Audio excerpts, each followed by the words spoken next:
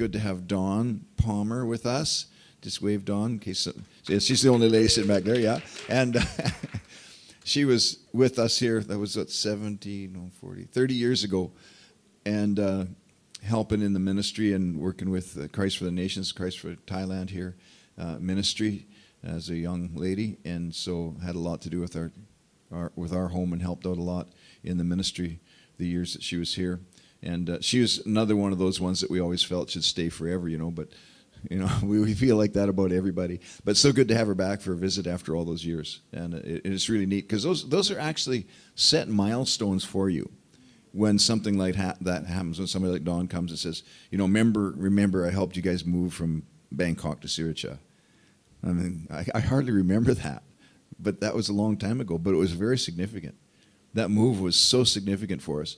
And again, it was one of the things that Dawn reminded me of was all of the things that people said that we couldn't do. And there's a lot of things when you're serving God that look like that, and they say, what, that doesn't make any sense. Why would you move from Bangkok to Sriracha? Every mission strategy is start in the major city, right? And then you can have an influence from there. But you know what we discovered when we went to Bangkok? Bangkok was too big for us. That's just the truth.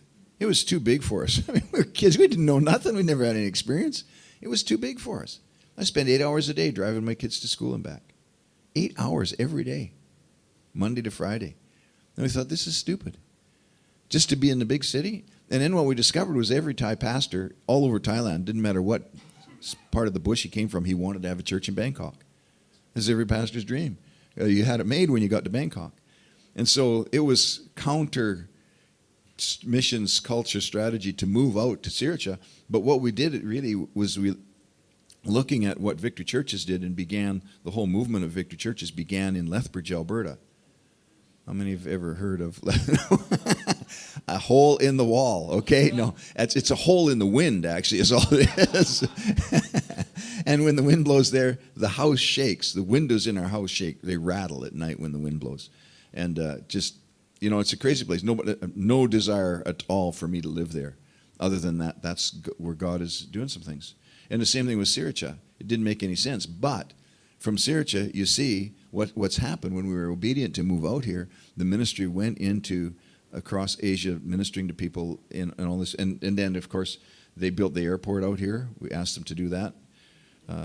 Just forget that old airport on the north side of town. It's too far for us. We need one out closer. And now we're 59 minutes from the airport. I mean, even in the middle of Bangkok, it takes longer to get to the airport than that. And so God is tremendously blessed and really, really established some things. So we're really, really excited about that. And there's going to be things in your life that you just really have a sense, we need to do this. And you look at it and it really doesn't make sense. Doesn't make sense to other people a lot of times. And we did have the consensus of our leaders. It's not like you do something stupid, and just because it's stupid, God's going to be with you. I don't think that's going to work. But but the fact is, if you are following God, you're going to do things that a lot of people don't understand. And so I want to talk to you this morning about something that I have a hard time understanding in the life of the kings. We've been looking at the lives of some of these kings back in 2 Chronicles. And what amazes me is you go through these king after king after king, and one of the first things it always says his name, says who his father was and his mother, and maybe a few generations back.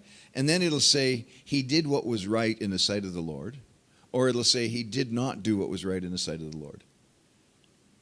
Everyone's like that. He did what was right in the sight of the Lord as his father did, or he did not do as in the sight of the Lord as the nations around them, or whatever. And what's interesting to me is that success and failure is kind of hinged on what he did, right or wrong, in the sight of the Lord.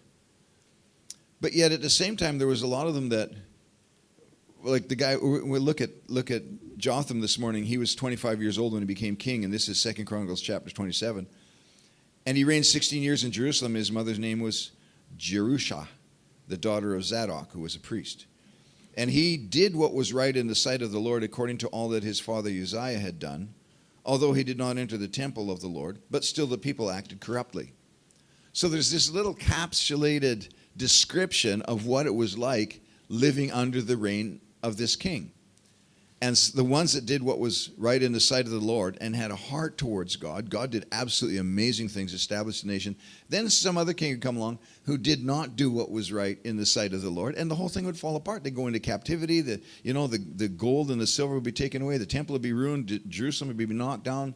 And the people would be living in all kinds of debauchery and sin. And then another king would come along, and he'd do what was right in the sight of the Lord. He'd destroy all the idols and put the whole thing, set it all back up again. And it goes up and down and up and down and up and down. And I sure hope you don't live like that.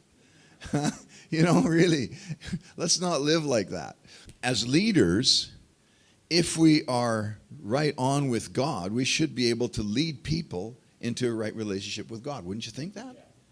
And we see a lot of times the culture or the attitude or the activities of the ministry or country or business or whatever it is kind of rise and fall on the attitude and activities and culture, the thoughts of the leader, right? We actually get to lead our churches, get to lead our ministries into a great time in God.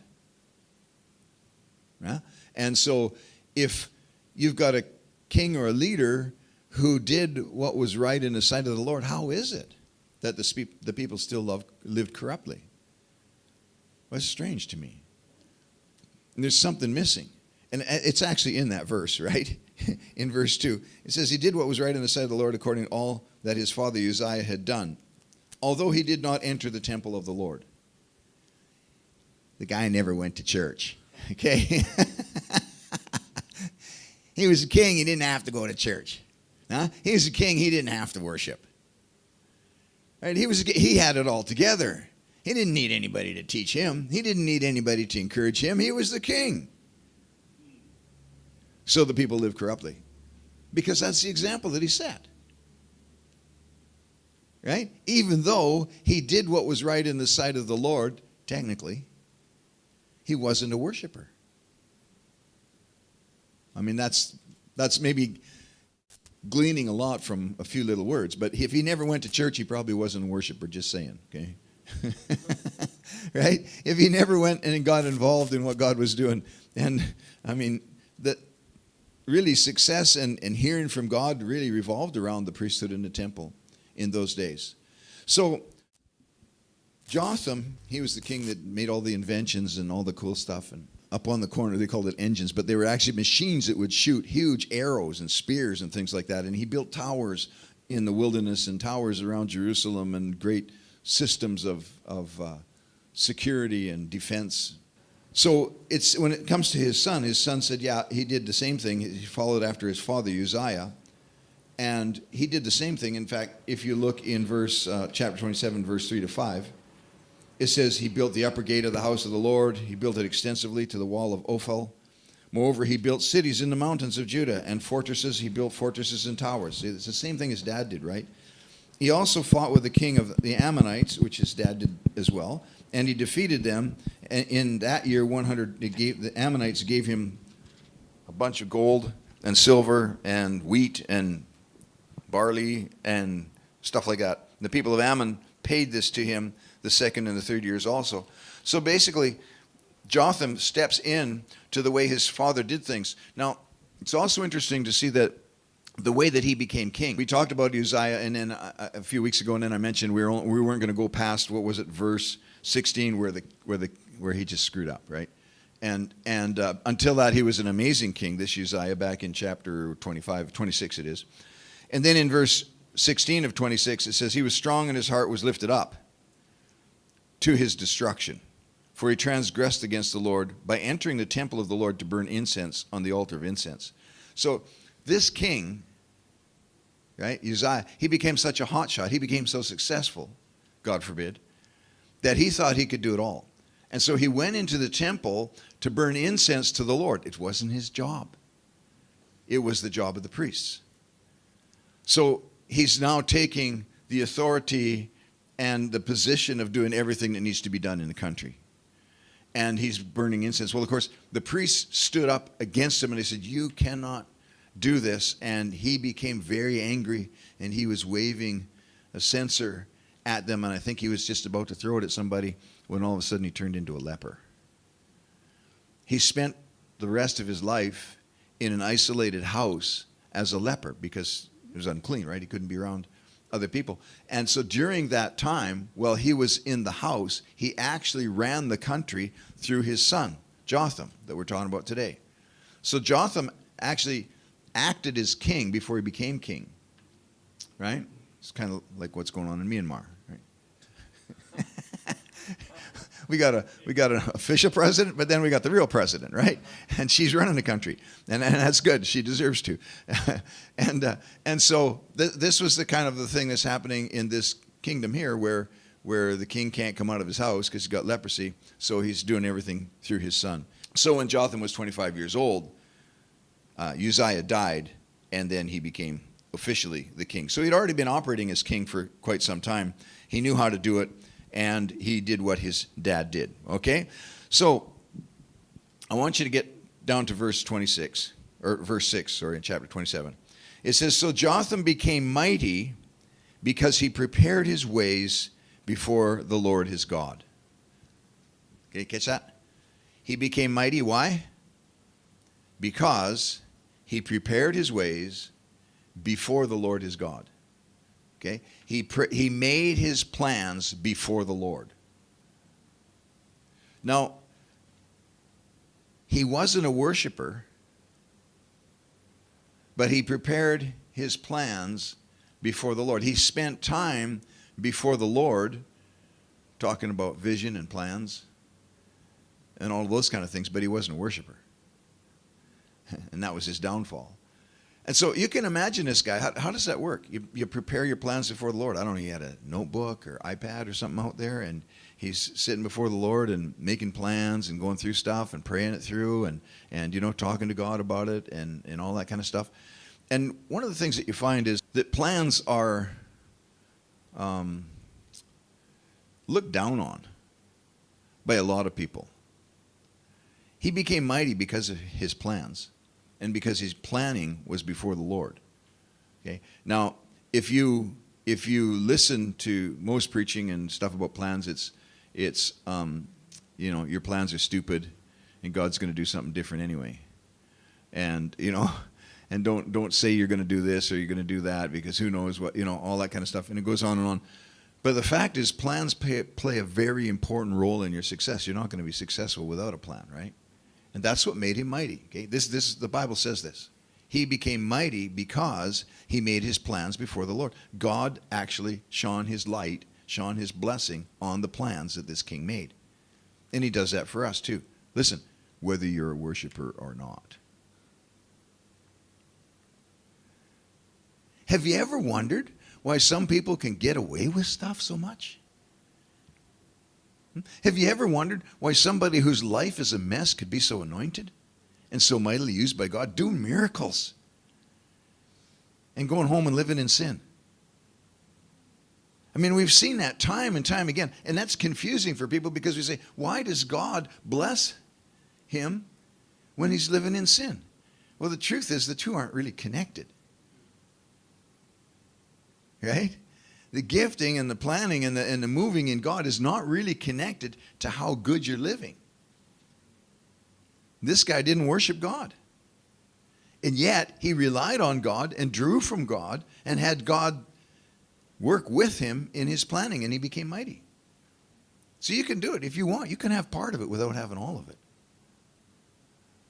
It's quite possible. In fact, I'd be willing to think that probably most of us don't have all of it. You know, there might be a few of us in here that have it all together. But I don't know. About me, sometimes I feel like, you know, God's bringing me into check. Say, hey, you're kind of slow in this area here, Al. You know, you're missing this one here. You know, you're doing great planning, but how about a little worship here, right? Are you going to be a worshiper? Are you going to have a heart towards God and listen to God? And so he made plans before the Lord. He prepared his way before the Lord. And God blessed it. And he did a lot of great things. In Proverbs chapter 16, right at the beginning of the chapter, it says, the preparations of the heart belong to man, but the answer of the tongue is from the Lord. Some of you have a version that says that the plans, right, the preparation of the heart is from the Lord, and it talks about plans, and it says all the ways of man are pure in his own eyes, but the Lord weighs the spirits. Commit your works to the Lord, and your thoughts will be established, and there it'll say your plans will be established. Now, there's a lot of times when there's a kind of a little bit of, lazy people will take verses out of the Bible and say that you shouldn't make any plans. You're not going to be mighty if you got no plans. And you won't even know where to go, and you probably won't do anything. And what I love about this verse, particularly verse 3, it says, "Commit your works to the Lord." That word "commit" means to. Do you know where the Bible says, "Cast your cares on Him"? Roll your burden on the Lord in another place. That's what it means, is to roll your plans, roll your purposes, roll your life, your works onto the Lord, and He will establish your plans. God will put His stamp of approval on your plans. And the reason He does that is because you make your plans before the Lord. And when you do that, what does the Bible says? That the Spirit of God works in us both to will and to do His good pleasure. Right? And in the Psalm says that He gives us the desires of our heart. And for some people that's really scary, because they think, you mean whatever I want to do? Right? We talked about this before. Whatever I want to do, is this a license to do whatever I want to do? No. If your heart is right before God, if you're making your plans before God, then let's trust God. Let's trust God that He'll guide and that He'll bless and that He'll stand behind our plans, that He'll guarantee our plans, and that we'll be able to do something effective, that we become mighty, right, in what God's called us to do. But on the other hand, don't forget to be a worshiper, right? I mean, and I believe this, you can make plans as a leader, and you can become a great leader, and you can look around and there's nobody following you, which John Maxwell would say, well, you're just taking a walk or whatever, right? And that's what happened to this guy. He never went to church, and the people didn't follow him. But he made great plans, and God blessed him. Isn't that amazing? So let's have both.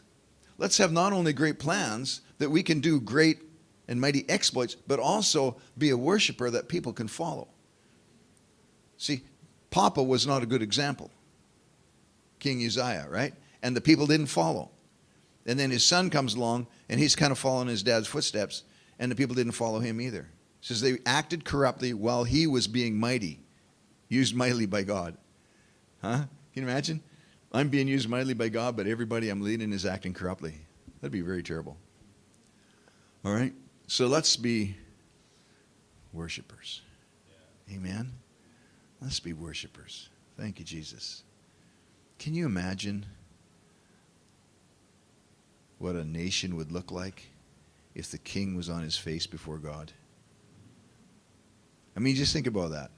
If the king, the leader of leaders, was on his face before God saying, God, change my nation.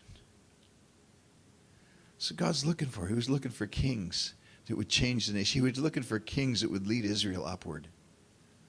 Lead them to be exemplary examples of the goodness of God and God's heart for His people.